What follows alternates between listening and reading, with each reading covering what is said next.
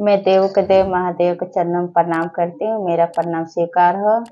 मैं माता पार्वती के चरणों में प्रणाम करती हूँ, मेरा प्रणाम स्वीकार हो। मैं गणेश भैया और कार्तिक भैया दोनों भैया के चरणों में प्रणाम करती हूँ, मेरा प्रणाम स्वीकार हो।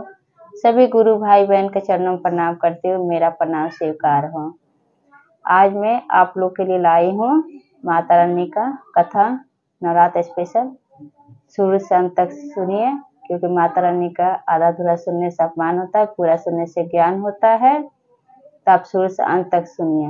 और मेरे वीडियो को कथा अच्छा लगे तो मेरे वीडियो को लाइक कीजिए, चैनल को सब्सक्राइब कीजिए और कमेंट बॉक्स में हर हर महादेव जरूर लिखिए और एक दूसरे से शेयर किया कीजिए, क्योंकि जितना आप लाइक करेंगे सब्सक्राइब करेंगे ये और भक्तों के पास पहुँचेगा वीडियो। तो चलिए ज़्यादा बात नहीं करते हुए सुनाती हूँ एक सुंदर से कथा शुरू से अंत तक सुनिएगा, कथा बहुत सुंदर है। चलिए ज़्यादा बात नहीं करते हुए शुरू करती हूँ कथा। एक नगर में एक राजा थे, राजा रानी और उनका एक लड़का था। तो रानी जो थी उनको पूजा पाठ करने में कोई रुचि नहीं था, और राजा जो थे वो दुर्गा माँ का भक्त थे, वो पूजा पाठ करते थे और पूजा करते सुबह अपना काम पे निकल जाते। तो ऐसे दिन कटता रहता। फिर उनका लड़का धीरे धीरे बड़ा हुआ तो वो अपने लड़के के लिए लड़की देखने गए। लड़की बहुत सुंदर थी। दूसरे राजा घर गए तो लड़की बहुत सुंदर थी, लेकिन लड़की जो थी वो दुर्गा माता की भक्त थी, बहुत पूजा पाठ में बहुत रुचि रखती, धार्मिक विचार की थी। तो देखी लड़की तो शादी की। अपने लड़के राजकुमार की शादी राजा की बेटी से की, राजकुमारी से शादी करके अपने घर लाई। उसको पूजा भजन कीर्तन करने में बहुत आनंद आता था, बहुत मजा आता था। फिर वो क्या करती थी कि घर का सब काम करके अपना नहा धो के पूजा करने जाती मंदिर में मैया के। तो कहती रानी से कि माँ जी मैं पूजा करने जा रही हूँ, अगर मुझे थोड़ा लेट हो जाए कीर्तन भजन करने में तो आप गुस्सा मत होइएगा। वो चली जाती बोल के, लेकिन रानी को बहुत गुस्सा आता था, क्योंकि उनको पूजा पाठ करने में धार्मिक चीज में उनको मन नहीं लगता था। भाई रानी थी तो गुरूर में रहती थी, घमंड में, लेकिन बहू नहीं, बहू बहुत अच्छा विचार की थी, धार्मिक विचार की थी। वो मंदिर जाती, फिर पूजा करके आती। ऐसे 1 साल हो गया। 1 साल के बाद यही कुआर महीना आश्विन मास सप्तमी का दिन आया। तो वो अपने पति से कहती है कि पति देव से नवरात्र अब शुरू हो रहा है, तो नवरात्र में ये सामान चाहिए, आप ले आइएगा। माता रानी का मैं खोइछा भरूंगी, कलश रखूंगी, और मैं 9 दिन का व्रत रखती हूँ, बचपन से ही से मैं व्रत रखूंगी, आप ले आइएगा सामान सब, और मैं जग जननी माता का पूजा करूंगी। तो उनका पति कहता है ठीक है मैं ला दूंगा। इधर कहती है सास से, रानी से कहती है कि माँ जी, बहू जो है अपनी सास से कहती है कि माँ जी मैं 9 दिन के लिए व्रत करूंगी, नवरात्र का महीना अब शुरू हो रहा है, तो आप ये सब चीज जो है लहसुन प्याज ये सब चीज मैं हटा दूंगी, ये सब चीज नहीं डालता है नवरात्र में। और जैसे मुर्गा मच्छी सब भक्ष खाना ये सब मैं नहीं बनाऊंगी, ये सब खाना आप लोग को नहीं दूंगी, मैं शुद्ध शाकाहारी खाना आप लोग को बनाऊंगी, आप लोग को खिलाऊंगी। मैं तो व्रत रहूंगी, लेकिन आप लोग को शाकाहारी खाना मिलेगा खाने को। इस पे वो गुस्सा बहुत होती है। अब वो कहती है कि ये फिजूल का खर्च कर रही है, ये जब से आई है तब से फिजूल का खर्च, पूजा में ये चीज दो वो चीज दो, ऐसा है वैसा है। फिर वो अगले दिन जिस दिन सप्तमी का दिन होता है उस दिन ये क्या करती है सास कि जाके अपने बेड पे सो जाती है, पलंग पे। सो के कहती है, पूछती है बहू कि क्या हुआ माँ जी, तो कहती है बस आज तक मेरा तुम्हारा नाता है, अब मैं बचूंगी नहीं। वो घबरा जाती है, क्योंकि वो बहाने से जाके बुखार का नाटक करती है। तो जब राजा आते हैं, उनका लड़का आता है, तो कहते हैं क्या हो गया मम्मी, क्या हो गया मम्मी। तो कहते हैं कि बस आज तक मेरा तुम्हारा नाता है, अब मैं बचूंगी नहीं, अब मैं मरने वाली हूँ। इतने में वो घबरा जाते हैं। तो फिर बाद में बेटा जाता है देखने अपनी माँ को, रात को जब आधी रात होता है जाता है अपनी माँ के पास, रानी के पास। तो पूछता है कि क्या हुआ माँ, कैसे बीमार हो गई, अभी तो सुबह ठीक थी, मैं काम पे गया था। तो कह रही है कि अब मैं बचूंगी नहीं, मुझे बचने का एक उपाय है, अगर तुम करो तो वो कहता है कि हाँ माँ बोलो, अब क्या बोल रही हो, कैसे क्या उपाय है, तो कर सकते हो। तो हाँ मैं कर दूंगा आपके लिए। बहुत बेटा जो है माँ को बहुत मानता था, बहुत ज्यादा प्यार करता था। तो कहती हैं कि मैं तभी बच सकती हूँ कि तुम अपनी घरवाली का कलेजा निकाल के मुझे उसको भून के मुझे खिलाओगे, तभी मैं बच सकती हूँ, नहीं तो मैं मर जाऊंगी, मैं बचूंगी नहीं। तो बेटा जो था तो अपनी माँ को बहुत मानता था। तो वो कहता है, वो पूछती है कि कर दोगे इतना, तो कहता है कि हाँ माँ, आपसे बढ़ के मेरी घरवाली नहीं है। तो फिर क्या करता है, वो लेके सामान वामान सब आता है रानी के पास। रानी के पास आता है तो रानी से कहता है कि वो अपनी घरवाली से, बहू से, कि तुम तैयार हो जाओ, कल चलेंगे तुम्हारे मायके। तो कहती है कि मेरे घर क्यों, क्या हो गया, नैहर में किस लिए जाऊंगी, मैं अभी नहीं जाऊंगी। बहू बोलती है तो कि नहीं मैं अभी नहीं जाऊंगी, इसे मैं 9 दिन का नवरात्र करूंगी और मैं 10वें दिन जाऊंगी, पूजा पाठ कर लूंगी, समाप्त कर लूंगी तब। तो कहने लगे नहीं नहीं, तेरी मम्मी का बहुत सीरियस हालत है। से मेरे पास फोन आया था तो कह रही थी कि बहुत तबीयत खराब जोर से है, ये लड़की को ला के पहुंचा जाओ, तो तुम वहीं पे नवरात्र का पूजा कर लेना, समाप्त करके आना, 10 दिन रह जाना। तो वो नहीं बताता है अपनी रानी से, वो रानी से नहीं कहता है कि मतलब मैं तुम्हें मारने के लिए ले जाऊंगा। तो वो सज जाती है एकदम दुल्हन की तरह, सज सब जेवर पहन लेती है और पूरा गहना गुड़िया ऊपर से नीचे तक लद जाती है। डोली बाहर कहाँ से कहता है कि डोली निकालो, बढ़िया से सजावट कर दो। तो निकाल देते हैं, सजावट कर देते हैं, और ये देख देख के अपनी घरवाली को खूब रोता है। तो पूछती है कि हे स्वामी, आप क्यों रो रहे हैं मुझे देख देख के, मैं कौन सा हमेशा के लिए जा रही हूँ, मैं तो बस 10 दिन के लिए मम्मी के पास जा रही हूँ, अब मैं ही नहीं जा रही हूँ, आप भी मेरे साथ चल रहे हैं। तो वो कह रहे हैं कि हाँ हाँ मैं भी चलूंगा ना, मैं भी चलूंगा तुम्हारे साथ से। तो कहने लगी कि मैं अकेली वहां नहीं रहूंगी ना, आप भी 10 दिन मेरे साथ रहिएगा। कहने लगे नहीं नहीं, यहाँ पे कौन देखेगा, मम्मी पापा का मैं ही इकलौता बेटा हूँ, कौन देखेगा। फिर लेके जाता है तो क्या होता है, जंगल में डोली को रोका देता है और व्रत की रहती है। फर्स्ट जो है अष्टमी, वो व्रत की है और चली गई तो क्या होता है कि गई तो वहां पे रोक देता है जंगल में। अब ये कहती है कि स्वामी क्या बात है, जंगल में तो मेरा रास्ता पड़ता नहीं है, नैहर जाने का जंगल में नहीं रास्ता पड़ता है, ये कौन सा रास्ता लाए हैं।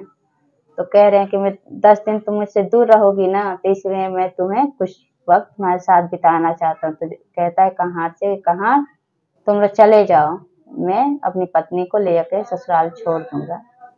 कहाँ वहां से चले आते हैं, और वहां पे ठंडी ठंडी हवा चलता है। तो क्या करता है लड़का कि अपने पैर पे अपनी घरवाली के सिर को रख के और सुला लेता है, और उसको इतनी गहरी नींद आती है कि उसको कुछ पता ही नहीं था कि मेरा आदमी मुझे मारने के लिए लाया है। फिर वो गहरी नींद में सो जाती है। जब वो जंगल में वहीं पे लाया तो वो सो जाती है, माथे पे हाथ सहलाने लगा, बाल को उसके हाथ फेरने लगा माथे पे, तो उसको बहुत गहरी नींद आ जाती है और ठंडी ठंडी हवा पाके वो सो जाती है। उसको ये नहीं पता कि अब मुझे मारने के लिए मेरा पति इस जंगल में ला दिया।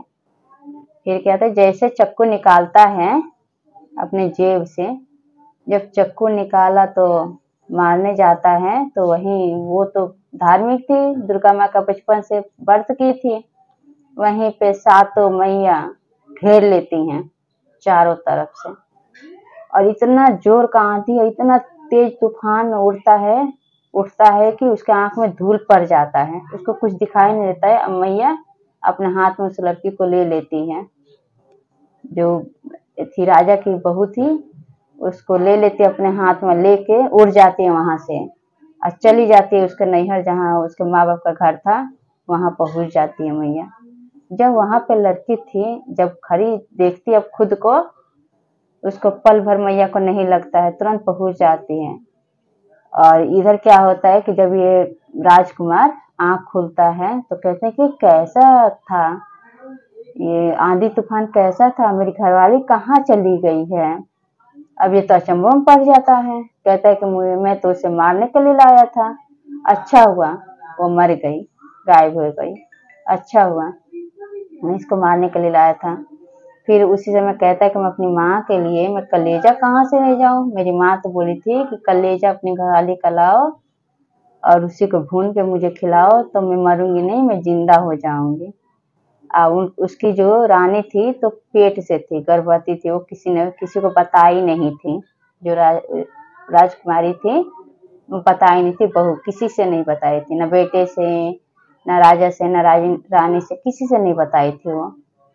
फिर क्या हुआ कि वहां पे जंगल में खोजने लगा, खोजते खोजते उसको एक सियार मिलता है और एक बिलार मिलता है, सियार और बिलार मिलता है। तो अब ये चक्कू लेकर खोजने लगता है, तो सियार आता है सामने तो कहता है ले ले मेरे को मारेगा, मार दे। हाय हाय कैसा बेटा है तू, अपने घरवाली का कलेजा निकाल के, अपना जो डाइन जैसी माँ है उसको तू कलेजा उसका भून के खिलाएगा, बता कैसे दलित माँ है, हाँ निष्पापी है माँ, ऐसे माँ को तू खिलाएगा कलेजा अपनी बहू का निकाल के, ले मेरे को मार दे और मार के अब मेरा कलेजा ले जाकर उसको भून के खिला दे, मैं उसका भाई हूँ, मार दे मेरे को। वो राजकुमार जो था राजा का बेटा, तुरंत देर नहीं लगता है, वो सियार को मार देता है चक्कू से, उसको हत्या करके कलेजा निकाल लेता है, निकाल के लेके आ जाता है और आके कहता है माँ से कि माँ ये देखिए मैं आपके लिए लाया हूँ, और कलेजा को भून के धो के भून के अपनी माँ को दे देता है, माँ खा लेती है और खुश हो जाती है, खूब खुश होती है, कहती है कि चलो अब मर गई, इतना खर्चा करती थी, ये पूजा करूंगी वो पूजा करूंगी, ये फल लाओ वो फल लाओ, खोइछा भरूंगी, बिंदी लाओ, सिंदूर लाओ, चूड़ी लाओ, ये सब मांगती थी, बहुत खर्चीला थी। अब वो लड़की पहुंच जाती है वहां, माता ने पहुंचा देती है, 1 सेकंड नहीं लगा उसको। जब वहां पहुंचा देती है तो उसकी माँ देखती है, उसकी माँ के बाहर से कहती है बेटा तुम यहाँ कैसे, तो कहती है कि माँ मैं यहाँ नवरात्र का पूजा करने आई हूँ, आज मैं व्रत हूँ, आज मैं काल रात्रि जगतारिणी माँ का पूजा करूंगी। तो क्या होता है, तो बोलती है माँ की कोई बात नहीं करो, तो पूछती है दामाद नहीं आए, तो कहते कि नहीं दामाद नहीं है, मुझे छोड़ के यहीं से चले गए। फिर माँ क्या करती है, अंदर ले जाती है, उस कलश मंगाती है, मैया का खोइछा मंगाती है, चुनरी, चूड़ी, बिंदी, सिंदूर, सब चीज, फूल, सब पत्ता अड़हुल के फूल मंगाती है मैया के, और वो पूजा करती है, व्रत रखती है, 9 दिन पूजा पाठ एकदम नियम अनुसार करती है। और उसके बाद क्या होता है कि जब 9 महीना बीत जाता है तो 9 महीने बाद उसके पेट से एक सुंदर सा पुत्र पैदा होता है उस रानी के। जब पुत्र पैदा होता है तब वो कहती है कि माँ अब मैं जाऊंगी अपने घर। उसकी माँ कहती है कि नहीं बेटा तुम ऐसे नहीं जाओगी, पता नहीं ऐसा क्या हुआ है कि तुम्हारा पति जो है दामाद मेरा छोड़ दे ऐसे रोड पे गेट के बाहर, ये चला गया, जब तक वो आएगा नहीं तब तक मैं विदा नहीं करूंगी। तो वो अपनी माँ की बात मान लेती है, नहीं जाती है बेटी उनकी। फिर ये एक लेटर लिखती है और चिट्ठी लिख के वो भेजती है अपने ससुराल राजा के महल। जब राजा का महल पहुंचता है तो उसका पति लेता है, राजकुमार के हाथ में चिट्ठी मिलता है, तो चिट्ठी मिलता है तो वो चिट्ठी पढ़ता है, तो वो चिट्ठी में लिखा रहता है कि पतिदेव से आपको मैं बताई नहीं थी, आपको सरप्राइज देना चाहती थी, मुझे एक प्यारा सा बेटा हुआ है। अब वो देख के खूब रोता है राजकुमार चिट्ठी पढ़ के। उसकी माँ कहती है कि बेटा किसका चिट्ठी है, तो वो कहता है कि मेरे दोस्त का चिट्ठी है, और वो खूब रोता है, कहता है कि मैं इसको मारने के लिए ले गया था जंगल में, और वो अपने घर पहुंच गई है। तो अब वो कुछ दिन बाद वो जाता है अपने ससुराल। कहता है अपनी मम्मी से, मम्मी मैं बाहर जा रहा हूँ घूमने। अपनी माँ से बोलता है। अब वो वहां से चला जाता है, घोड़ा पे सवार होते चला जाता है ससुराल।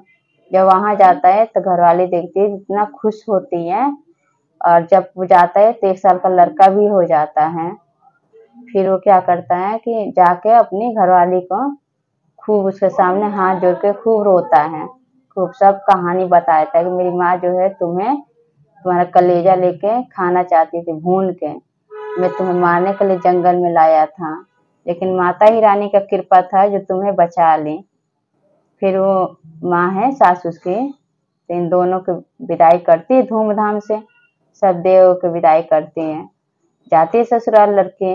जैसे अपने ससुराल के चौखट पर कदम रखती है, ऐसा हवा उठता है कि वो आंख से अंधी हो जाती है। वो आंख से देख नहीं पाती है, ना वो अपनी बहू को देख पाती है और ना उसके जो लड़का होता है पोता उसको खिला पाती है, देख ही नहीं पाती है।